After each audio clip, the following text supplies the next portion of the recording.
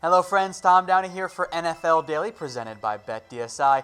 The NFL Draft Underclassmen Declaration deadline has passed, so there are some changes now. Of course, Kyler Murray goes pro, Mack Wilson goes pro, TJ Hockenson goes pro, Raekwon Davis stays, so it was time to update my rather recent NFL mock draft, but just those guys wouldn't have changed it too much, and I want to present other alternative paths for the always chaotic NFL draft. So what happens, let's say, if Nick Bosa doesn't go number 1 overall? How could the NFL draft turn out as we sit here in early January? Well, if it's not Nick Bosa, I think for the Cardinals, the number 1 overall pick would be Quinnen Williams, the defensive lineman from Alabama, who many will have, or at least some will have, as the actual number 1 overall pick and player in this year's class. He had an incredible breakout season.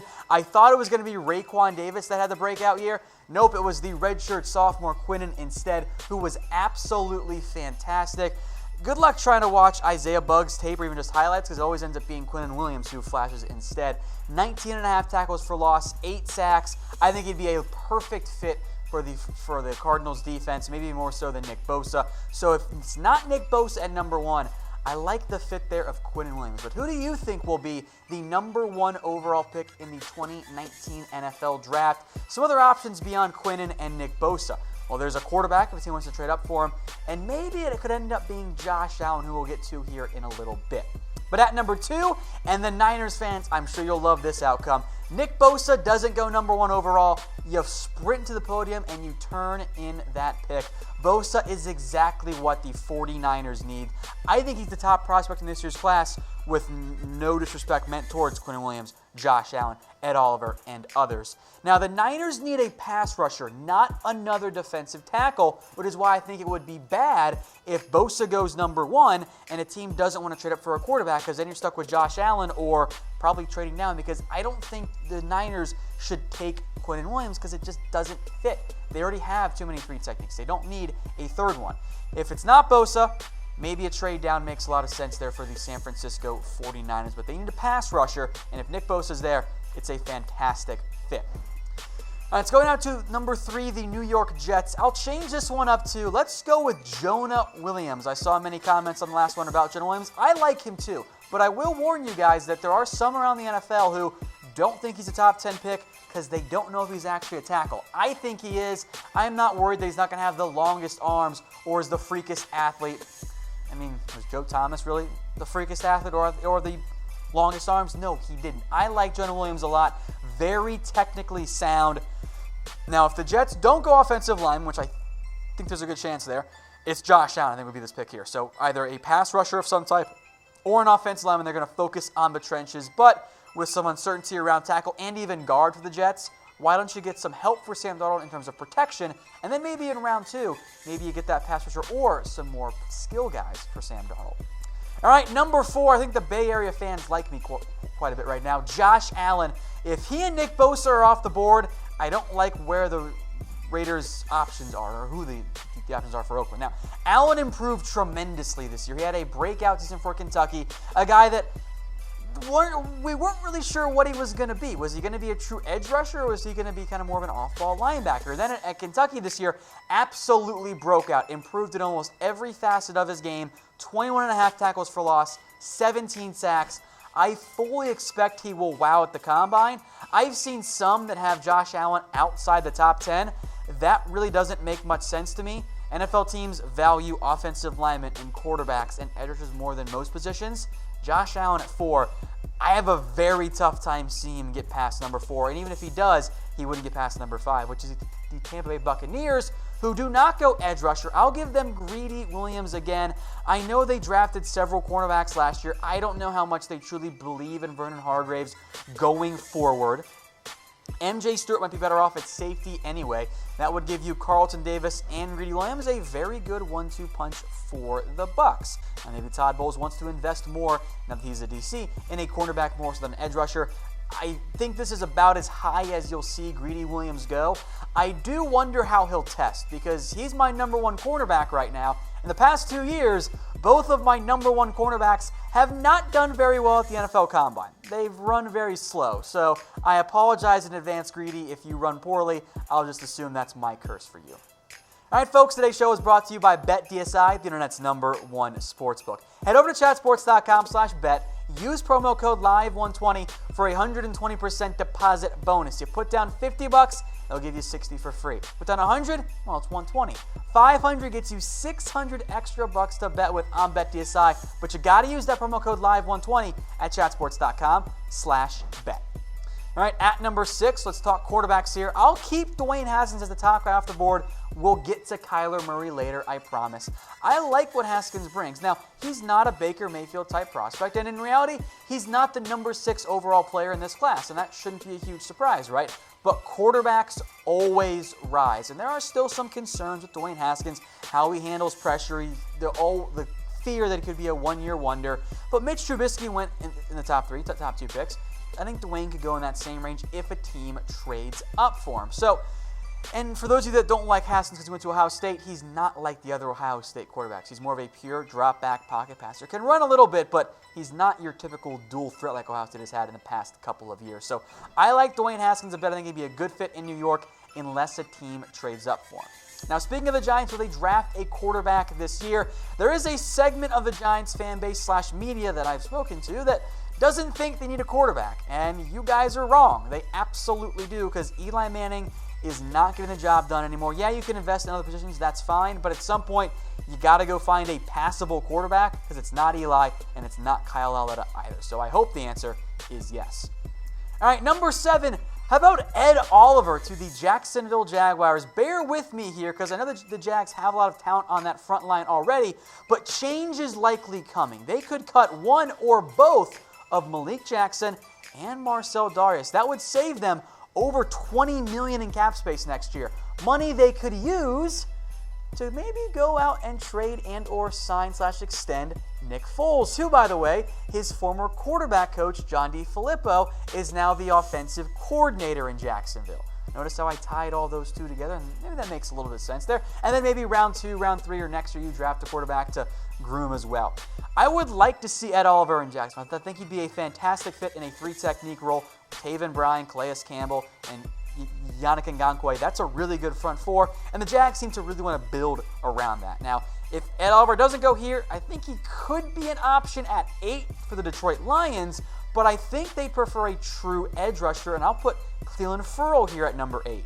Now, I expect that I might be a little bit higher on Ferrell than some of the NFL decision guys are, but I like what I see. I know he's not the premier athlete that I think you're going to see in Nick Bosa, or heck, even a Rashawn Gary per se, but I love what Clelin Ferrell has done at Clemson. He's been an incredibly talented player. He always makes plays. The production is simply there. And at Clemson, I think that matters. That production matters. I like what Clelin Ferrell brings to you. Has some good size there, good frame. I like him quite a bit. And by the way, you're going to lose Ziggy Ansah, so why not go ahead and get somebody else in there? You should lose Ziggy Ansah as an edge rusher. All right, number 9. So I know Bills fans want an offensive lineman, so let's approach it that way then. Number 9, Greg Little out of Ole Miss. Now, maybe Ronnie Stanley is your upside comp here. I think I'll be a little bit lower on Greg Little than the NFL will be. He has all the tools. There's no doubt about that. But there's plenty of work to actually be done as a player. There are times that Little just isn't as good as you think he should be.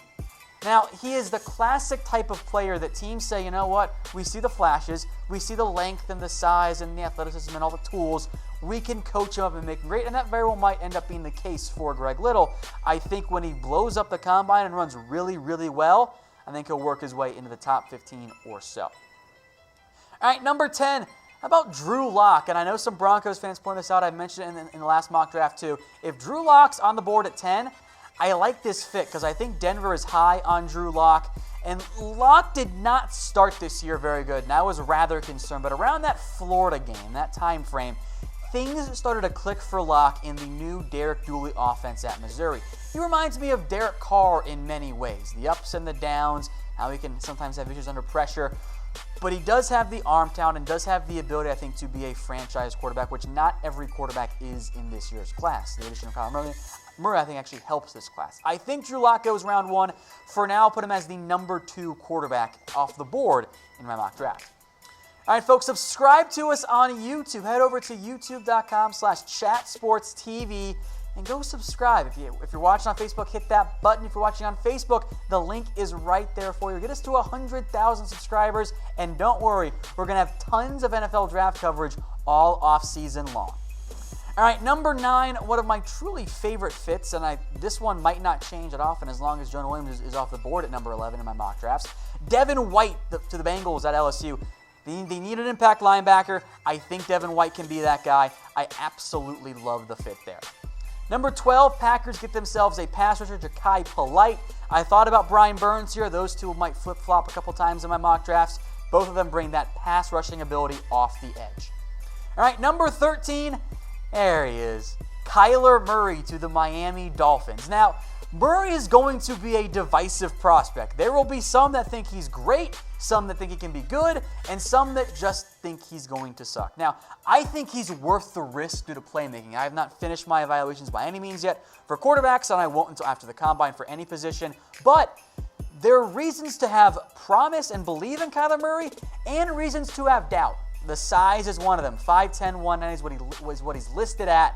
That's small. That's small for most positions, let alone quarterback. Now, he was a playmaker at Oklahoma. He really developed this year. I thought he got better as the year went on, quite frankly.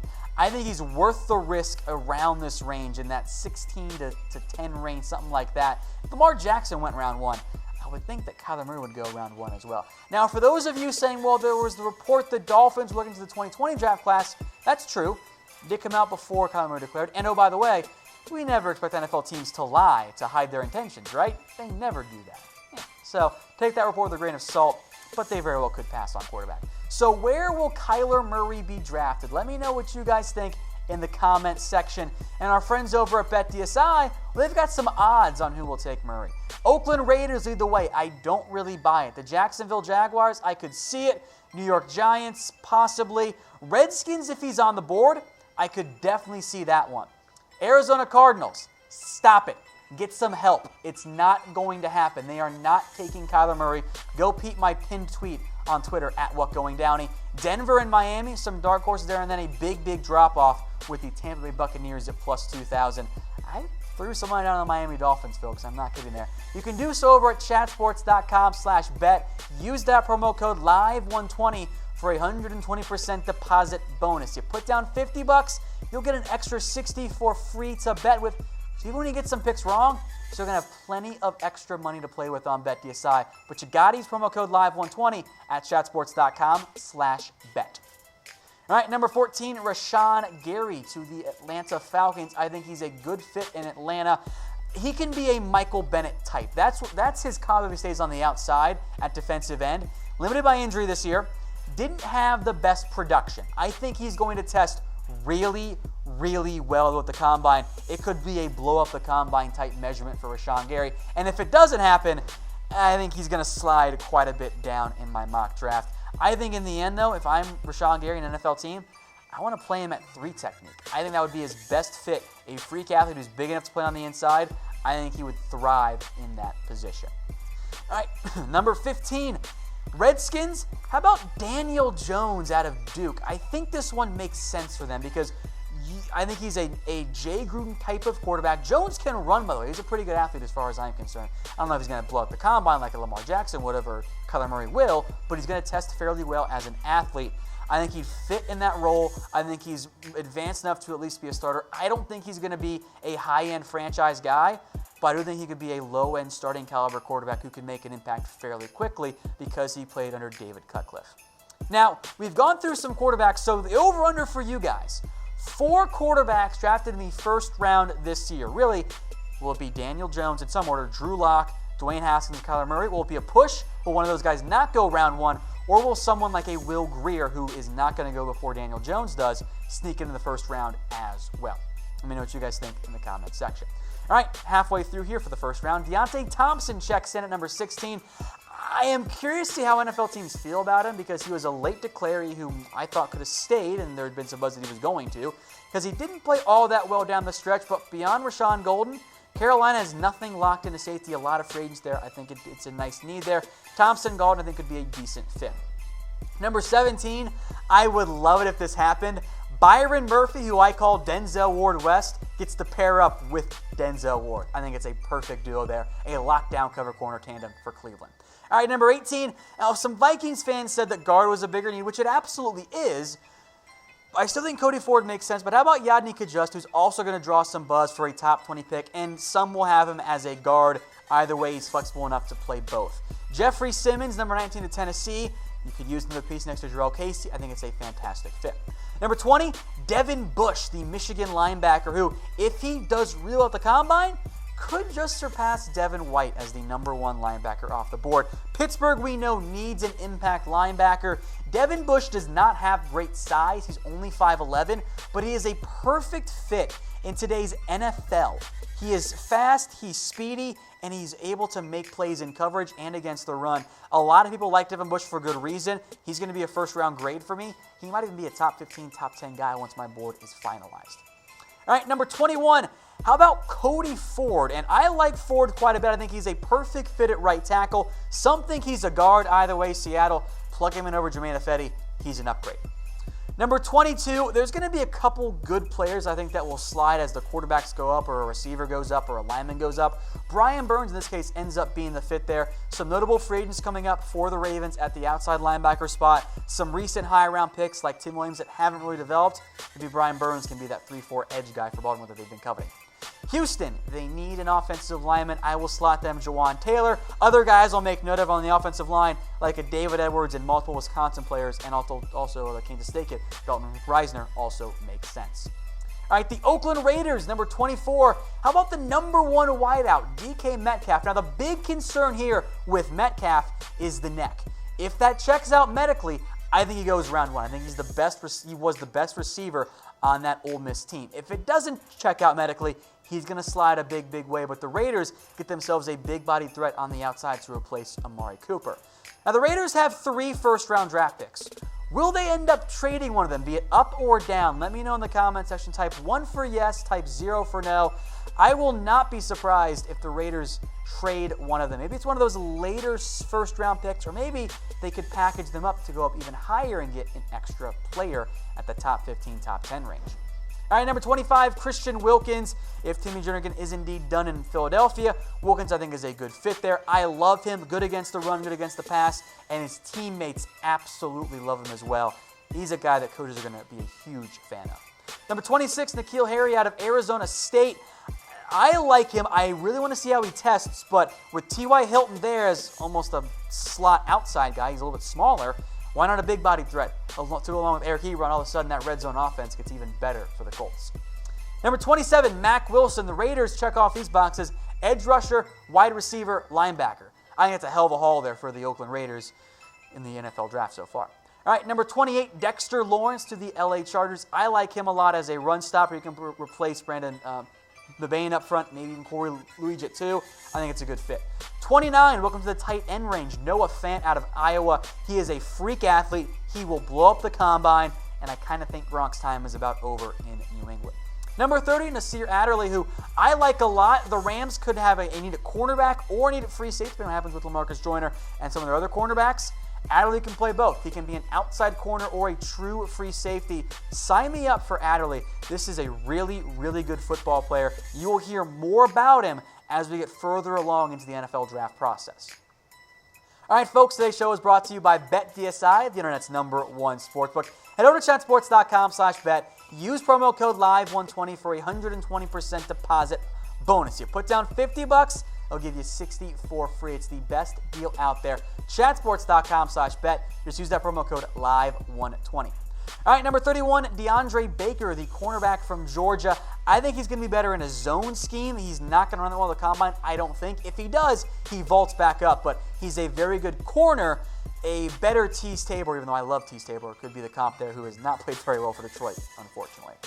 Number 32, this man will always find a spot in the first round for me. T.J. Hawkinson might actually be a better player than Noah Fant. He is a better blocker. I want to see how he tests. If he tests above average or even well above average, the comp is George Kittle. That's who I think Hawkinson can be in the NFL. I will not be surprised if he's the first tight end taken. I won't be surprised if he's the first tight end on my board at the end. I know some Cowboys fans have wanted him. you guys aren't going to get TJ Hawkinson. He's just too good of a player. He is going to be a first-round pick. I think you could see 2 Iowa tight ends go in the first round, which is kind of crazy to think about, right? All right, that's the first round, but we're not going to ignore the 3 teams without a first-round pick. The Dallas Cowboys, they're picking number 58. That is their first selection. We'll switch it up here, give you another DT to watch out for. How about Charles Omenihu out of Texas? He's a very good build there. Kind of check out around 6'7", 6'6", somewhere in that range, 275, 280. We'll see what his measurements are at the combine. That build sounds a little bit like David Irving, right? That's kind of what I think he could end up being. He could be a defensive end, could be a defensive tackle, rush the passer pretty well at Texas.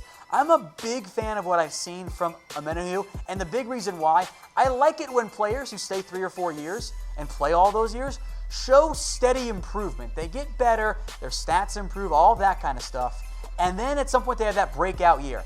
That's what happened this year for Charles. I think he's going to go at some point on day 2, maybe even pretty early.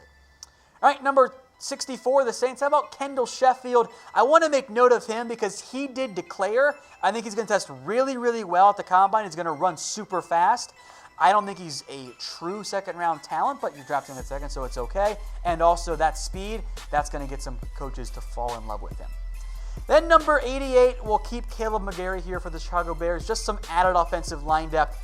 All right, so if you missed it, again, the mindset was Nick Bosa not going number 1 overall here. Quinnen, Bosa, Jonah, Josh Allen, and Greedy Williams are your top 5 picks. And it's Dwayne Haskins, Ed Oliver. Giants could cut both DTs. Maybe they land Nick Foles. Cleveland Ferrell, Greg Little, and Drew Lock as well. Then Devin White to the Bengals, Ja'Kai Polite to the Packers. I love the idea of Kyler Murray in the first round. I think he goes there, and he goes in that top 15 range. To the Dolphins in this case, Rashawn Gary at 14, Daniel Jones at number 15. Then Deontay Thompson at 16, Byron Murphy at 17, Yadnik Adjust at 18, Jeffrey Simmons, and Devin Bush I think would be a great fit for the Pittsburgh Steelers. Cody Ford, number 21, Brian Burns, number 22, Jawan Taylor, because Houston needs an offensive lineman, DK Metcalf at 24 if his neck does check out, Christian Wilkins, number 25, N'Keal Harry, number 26 to the Colts to give them another offensive piece for Andrew Luck, Mac Wilson, Dexter Lawrence, and then some interesting names like Noah Fant to the Patriots, Nasir Adderley to the Rams, DeAndre Baker to the Chiefs, and the Packers land at TJ Hawkinson. And then your non-first round picks, the Cowboys, Saints, and Bears, Charles Omenihu, Kendall Sheffield, and Caleb McGarry. So before we sign off here, do you want trades in a future mock draft? Type A for yes, type B for no. I think most of you will say yes, but just let me know, and we'll see if we can't work those in to a future mock draft down the road because we'll have plenty this offseason.